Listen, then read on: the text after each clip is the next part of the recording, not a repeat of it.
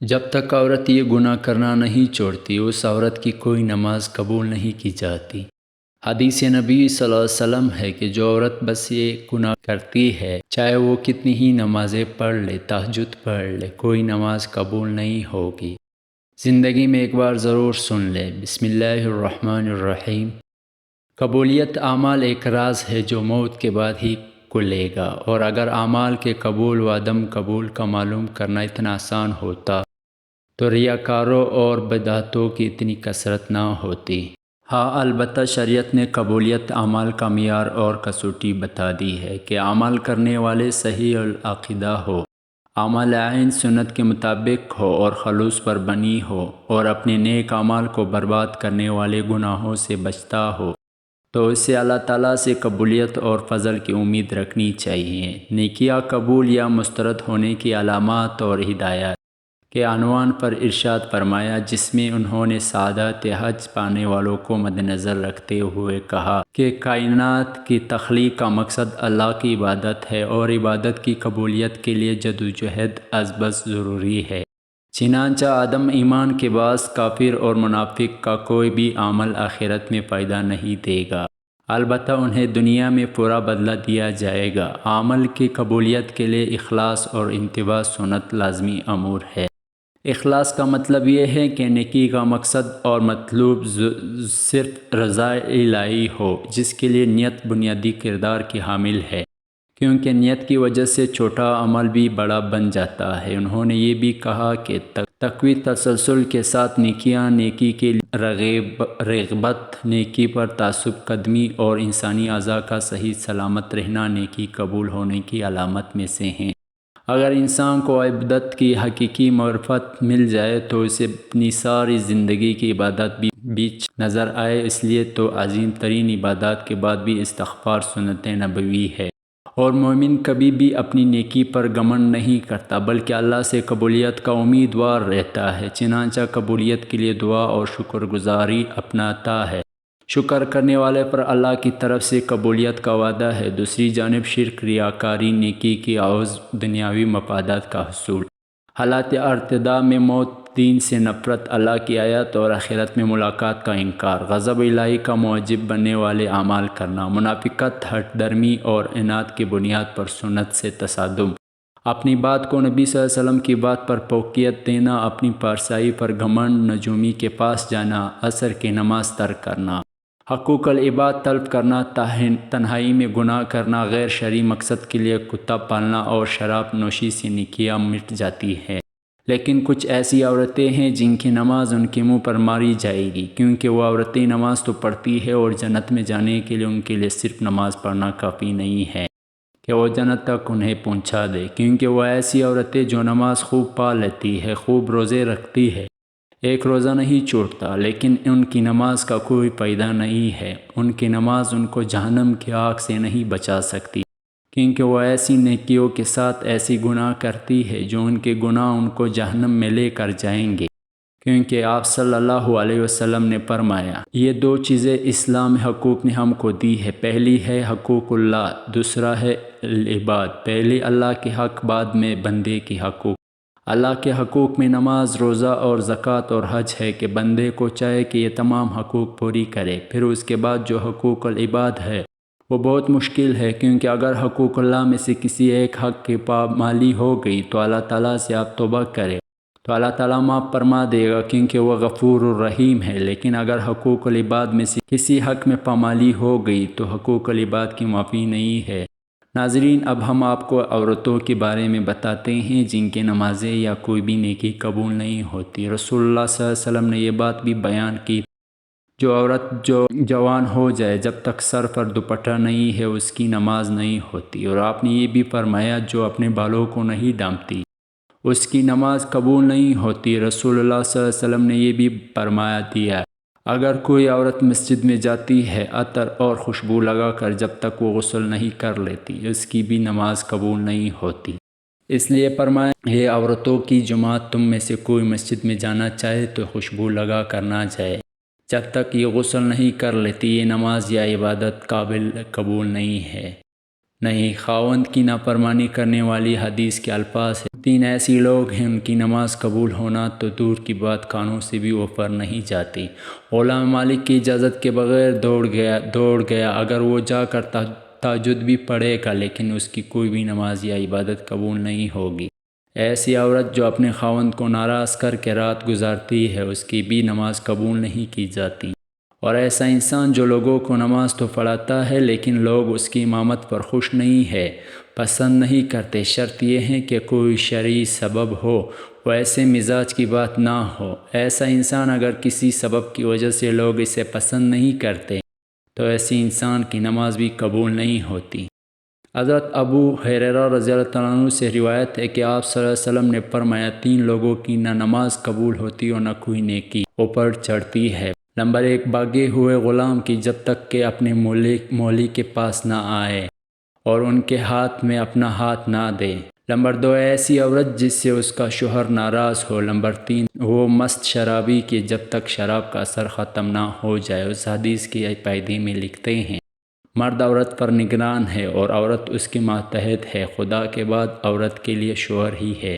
والدین کے حقوق پر شوہر کا حق غالب ہو گیا ہے۔ اگر مذہب میں کسی کو سجدہ تعظیمی کا اجازت ہوتی تو عورت کو ہوتی کہ وہ شوہر کو سجدہ کرے۔ حدیث پاک صلی اللہ علیہ وسلم میں ہے، عورت کے لیے اس کا شوہر جنت یا جہنم ہے، کیونکہ اس کا حق کو ادا کر کے جنت پا سکتی ہے۔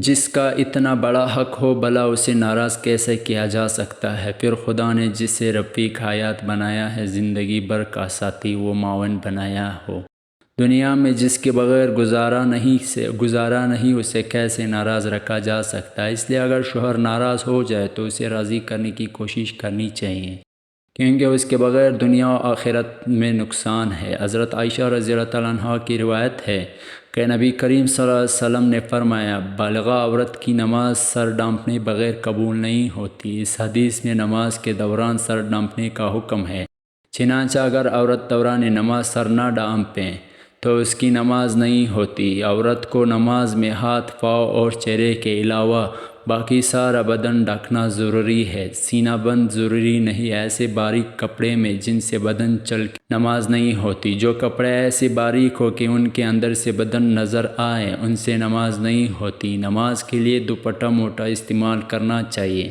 چہرہ دونوں ہاتھوں گھٹنوں تک اور دونوں پاؤں ٹخنوں تک، ان تینوں اعضاء کے علاوہ نماز میں پورا بدن ڈھکنا عورت کے لیے نماز کی صحیح ہونے کی شرط ہے، اس کے بغیر نماز نہیں ہوگی۔ خواتین کا یہ کہنا ہے کہ جب بندوں سے پردہ نہیں تو خدا سے کیا پردہ، بالکل غلط ہے۔ اللہ تعالیٰ سے تو کپڑے پہننے کے باوجود آدمی چھپ نہیں سکتا، تو کیا پورے کپڑے اتار کر نماز پڑھنے کی اجازت دی جائے گی؟ پھر بندوں سے پردہ نہ کرنا ایک مستقل گناہ ہے۔ جو عورت اس گناہ میں مبتلا ہو اس کے لیے یہ کیسے جائز ہو گیا کہ وہ نماز میں بھی ستر نہ ڈھانکے؟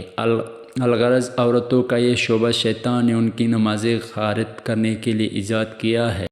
نماز کے دوران سر کھل جائے اور 3 بار سبحان اللہ کہنے کے مقدار تک کھلا رہے تو نماز ٹوٹ جائے گی، اور اگر سر کھلتے ہی فوراً ڈھک لیا تو نماز ہوگی۔ نفل نماز تو بیٹھ کر پڑھنے کی اجازت ہے، کو بیٹھ کر پڑھنے کے آداب ثواب ملے گا، لیکن فرض نماز بیٹھ کر نہیں ہوتی، کیونکہ قیام نماز کا رکن ہے، مردوں کے لیے وہ بھی اور عورتوں کے لیے بھی، اور اصول یہ ہے کہ نماز کا رکن فوت ہو جائے تو نماز نہیں ہوتی۔ لہٰذا جو عورتیں فرض نماز بغیر معذوری کے بیٹھ کر پڑھتی ہیں ان کی نماز نہیں ہوتی۔ ہاں، جسم کا صحیح طریقے سے ڈھانکنا ضروری شرط ہے۔ پنچوں تک ہاتھ کھلے ہو تو مسائقہ نہیں، سینے پر اوڑھنی ہونی چاہیے، سجدے میں دوپٹہ نیچے آ جائے تو بھی نماز ہو جاتی ہے۔ عورتوں کا جمع ہو کر اس طرح نفل نماز جماعت کے ساتھ ادا کرنا بدترین بدعت ہے اور متعدد غلطیوں کو مجموعہ ہے، جس کی وجہ سے وہ سخت گنہگار ہے۔ اور نیل پالش اور عادی آستین والی عورتوں کی تو انفرادی نماز بھی نہیں ہوتی۔ فجر کی نماز تو عورتوں کا اول وقت میں پڑھنا افضل ہے، اور دوسری نماز مسجد کی جماعت کے بعد پڑھنا افضل ہے۔ جماعت اور عیدین کی نماز عورتوں کی ذمہ نہیں ہے۔ حضور صلی اللہ علیہ وسلم کا ببرکت زمانہ چونکہ شر و فساد سے خالی تھا، ادھر عورتوں کا حضور صلی اللہ علیہ وسلم سے احکام سیکھنے کی ضرورت تھی، اس لیے عورتوں کو مساجد میں حاضری کی اجازت تھی، اور اس میں بھی یہ قواعد تھی کہ پردہ جائیں، میلی کچلی جائے، زینت نہ لگائے۔ ان کے باوجود عورتوں کو ترغیب دی جاتی تھی کہ وہ اپنے گھروں میں نماز پڑھیں۔ چنانچہ حضرت عبداللہ بن عمر رضی اللہ تعالیٰ عنہ سے روایت ہے کہ حضور صلی اللہ علیہ وسلم نے فرمایا، ترجمہ: اپنی عورتوں کو مسجدوں سے نہ روکو اور ان کے گھر ان کے لیے زیادہ بہتر ہے۔ حضرت عبداللہ بن مسعود رضی اللہ عنہ سے روایت ہے کہ رسول اللہ صلی اللہ علیہ وسلم نے فرمایا، عورت کا اپنے کمرے میں نماز پڑھنا اپنے گھر کی چار دیواری میں نماز پڑھنے سے بہتر ہے، اور اس کا پچھلے کمرے میں نماز پڑھنا اگلے کمرے میں نماز پڑھنے سے بہتر ہے۔ مسند احمد میں حضرت امام حامد سعدیہ رضی اللہ تعالیٰ عنہ سے مروی ہے کہ انہوں نے عرض کیا، یا رسول اللہ، میں آپ کے ساتھ نماز پڑھنا پسند کرتی ہوں۔ آپ صلی اللہ علیہ وسلم نے فرمایا، مجھے معلوم ہے کہ تم کو میرے ساتھ نماز پڑھنا محبوب ہے، مگر تمہارا اپنے گھر کے کمرے میں نماز پڑھنا گھر کے صحن میں نماز پڑھنے سے بہتر ہے، اور گھر کے صحن میں نماز پڑھنا گھر کے احاطے میں نماز پڑھنے سے بہتر ہے، اور احاطے میں نماز پڑھنا اپنے محلے کی مسجد میں نماز پڑھنے سے بہتر ہے، اور اپنے محلے کی مسجد میں نماز پڑھنا میری مسجد میں میرے ساتھ نماز پڑھنے سے بہتر ہے۔ راوی کہتی ہے کہ حضرت حمید رضی اللہ تعالیٰ عنہ نے یہ ارشاد سن کر اپنے گھر کے لوگوں کو حکم دیا کہ گھر کے سب سے دور اور تاریک ترین کونے میں ان کے لیے نماز کی جگہ بنا دی جائے۔ چنانچہ ان کی ہدایت کے مطابق جگہ بنا دی گئی، اور وہ ایسی جگہ نماز پڑھا کرتی تھی یہاں تک کہ اللہ تعالیٰ سے جا ملی۔ یہ تو حضور صلی اللہ علیہ وسلم کی دور سعادت کی بات تھی، لیکن بعد میں جب عورتوں نے ان قواعد میں کوتاہی شروع کر دی جن کے ساتھ ان کو مساجد میں جانے کی اجازت دی گئی، تو فقہا امت نے ان کی جانے کو مکروہ قرار دیا۔ ام المومنین حضرت عائشہ صدیقہ رضی اللہ تعالیٰ عنہا کا ارشاد ہے، عورتوں نے جو نئی روش اختراعی کر لی ہے، اگر رسول اللہ صلی اللہ علیہ وسلم اس کو دیکھ لیتے تو عورتوں کو مسجد سے روک دیتے، جس طرح بنو اسرائیل کی عورتوں کو روک دیا گیا تھا۔ حضرت ام المومنین رضی اللہ تعالیٰ عنہ کا یہ ارشاد ان کے زمانے کی عورتوں کے بارے میں ہے۔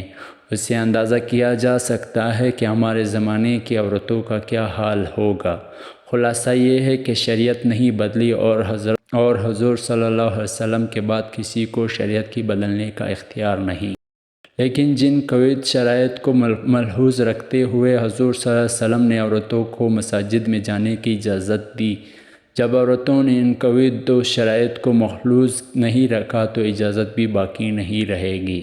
اس بنا پر فقہا امت نے خود جو در حقیقت حکمہ امت میں ہے، عورتوں کی مساجد میں حاضری کو مکروہ قرار دیا، گویا یہ چیز اپنے اصل کے اعتبار سے جائز ہے مگر کسی عارضے کی وجہ سے ممنوع ہو گئی۔ اور اس کی مثال ایسی ہے کہ وبا کے زمانے میں کوئی طبیب امرود کھانے سے منع کر دے، اب اس کی یہ معنی نہیں کہ اس نے شریعت کے حلال و حرام کو تبدیل کر دیا، بلکہ یہ مطلب ہے کہ ایک چیز جو جائز و حلال ہے وہ ایک خاص موسم اور ماحول کے لحاظ سے مضر صحت ہے، اس لیے اس سے منع کیا جاتا ہے۔ اللہ پاک ہمیں دین کی سمجھ نصیب فرمائے اور ہمارا خاتمہ ایمان پر فرمائے۔ اللہ پاک ہمیں نیک اعمال کرنے کی توفیق عطا فرمائے۔